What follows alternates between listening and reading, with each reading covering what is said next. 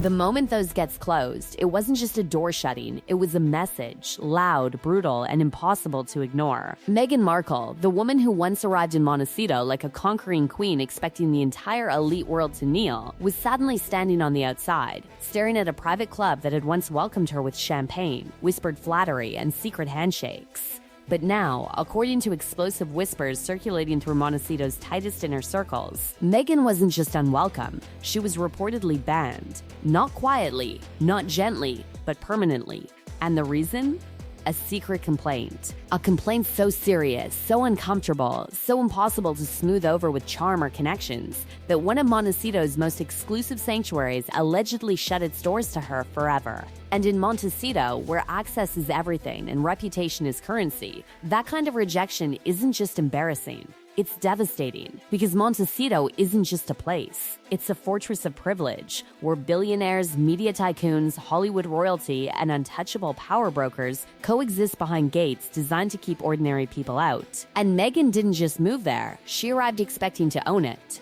She arrived believing her royal title, her Netflix deals, her carefully constructed image as a humanitarian duchess would guarantee her permanent acceptance. For a while, it seemed to work. She walked those manicured streets like she belonged there, like she had always been part of that rarefied world. Wasn't there some speculation that she was on Epstein's yacht at one point in time? There was like photos with her and Prince Andrew way back in the day when she was like in her early 20s. Wow. And they just, like their parents, they love themselves some money, don't they? It is interesting how she's exposing her as a yacht girl, someone who was paid off by rich men to go and hang out. He knows that Meghan Markle was a hoe. He knows that Meghan Markle had a relationship with Prince Andrew. He knows that he is stuck in California. He knows he has wrecked his life with a D-list mattress actress. The wider picture is half in, half out, doesn't work.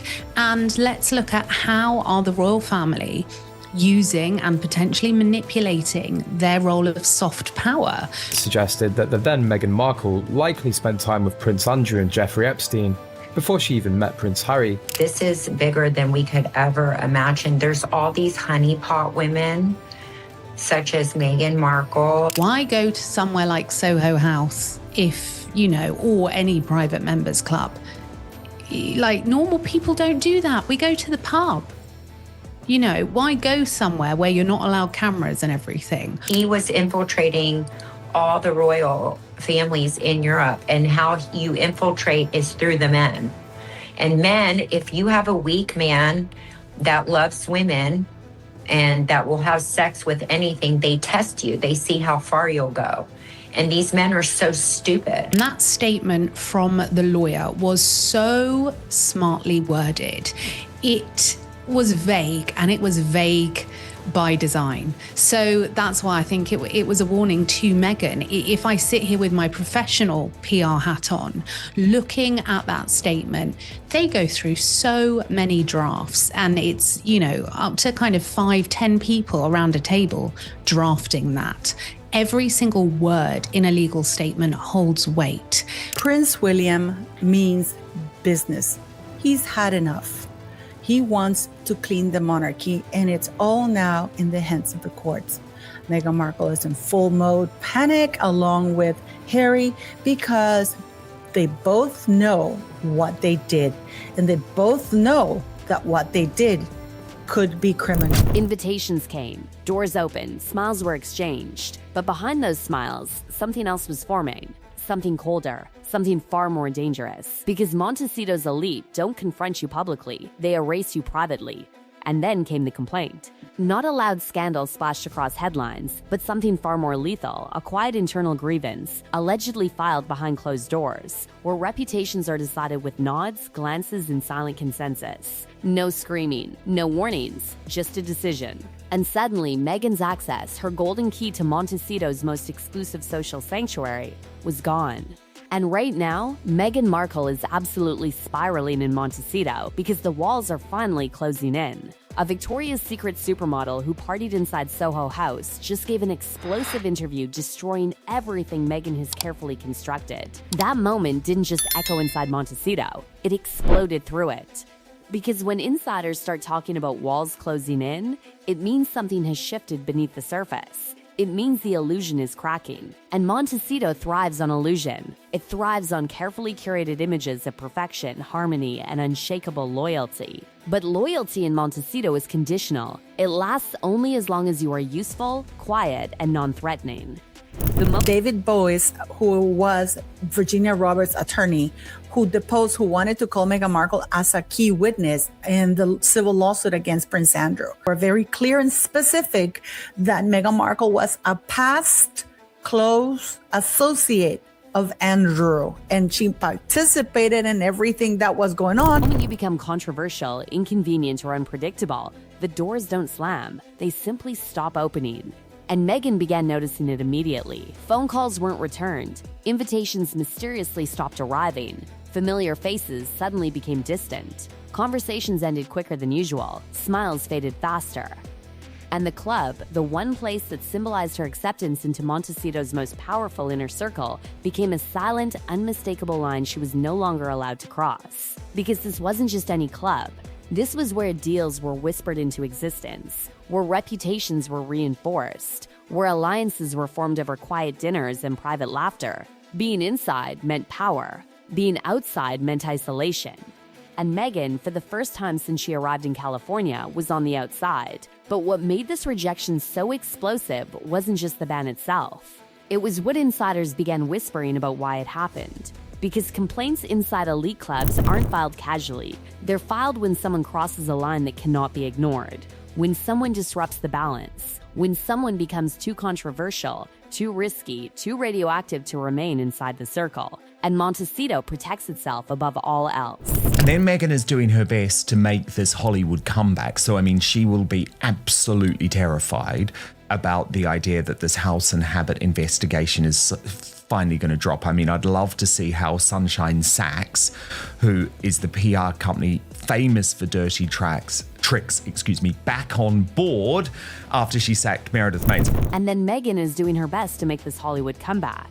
So, I mean, she will be absolutely terrified about the idea that this house and habit investigation is finally going to drop. I mean, I'd love to see how Sunshine Sachs, who is the PR company famous for dirty tricks, back on board after she sacked Meredith Mates, and what she's revealed about the yacht trips, the Epstein connections, and what Meghan really did before Harry. It's beyond anything we imagined. Those words sent a chill through Montecito's elite corridors. Because Montecito doesn't tolerate instability. It doesn't tolerate unpredictability. It doesn't tolerate anyone whose presence threatens the carefully controlled calm that protects its most powerful residents. And suddenly, Meghan's name wasn't associated with prestige anymore. It was associated with risk, with controversy, with uncertainty. And in Montecito, risk is exile. Because this wasn't the first time insiders had begun quietly distancing themselves. Long before the alleged ban, subtle signals had already started appearing. Neighbors who once welcomed her presence suddenly kept their distance. Social gatherings she once attended without question now proceeded without her. The silence wasn't accidental, it was strategic. And then Meghan is doing her best to make this Hollywood comeback. So, I mean, she will be absolutely terrified about the idea that this house and habit investigation is finally going to drop. I mean, I'd love to see how Sunshine Sachs, who is the PR company famous for dirty tricks, back on board after she sacked Meredith Mates. Because Montecito doesn't attack you publicly, it suffocates you privately. In Instagram stories that sent the Sussex squad into meltdown, Jessica teased what's coming. I have all the scrubbed info, Soho House, Epstein connections, photos, mistreated staff. The phrase scrubbed info echoed like a warning siren. Because Montecito understands the power of information. It understands how fragile reputation really is. And if insiders believed even a fraction of what was being whispered, then Meghan wasn't just controversial, she was dangerous to be associated with. And that's when the decision allegedly came down. Not publicly announced, not explained, just enforced. No entry, no exceptions, no second chances. The club doors remain closed, staff reportedly instructed, access quietly revoked. Her name no longer welcome in the same rooms where she once sat comfortably, believing she had secured her place among Montecito's untouchable elite. And for Meghan, this wasn't just rejection.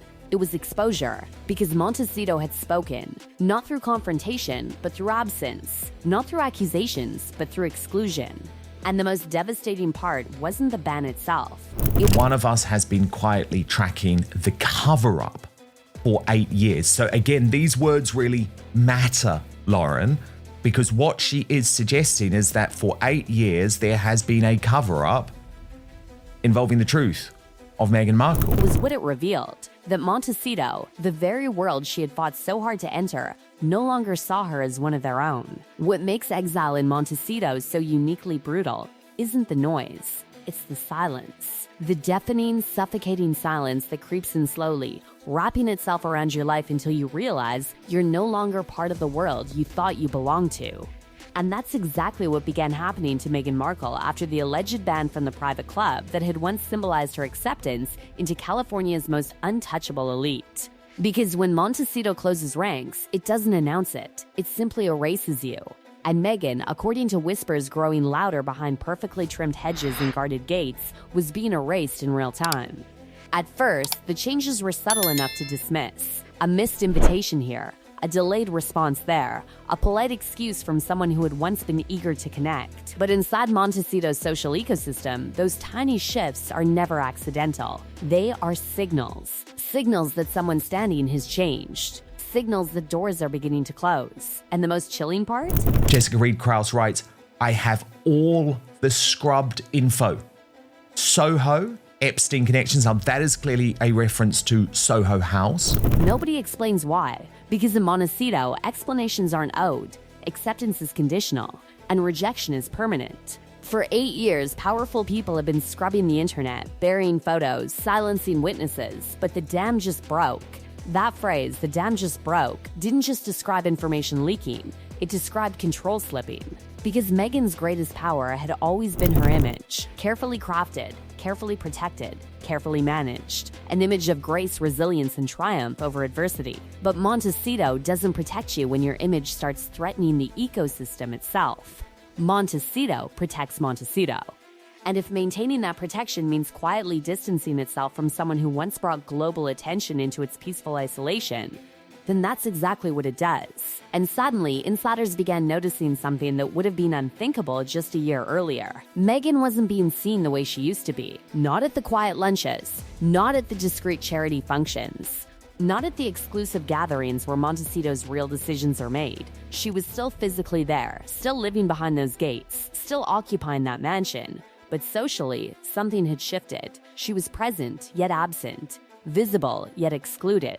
Because access in Montecito isn't about where you live, it's about where you're allowed to belong. But this is a woman who drops truth bombs and always keeps the receipts.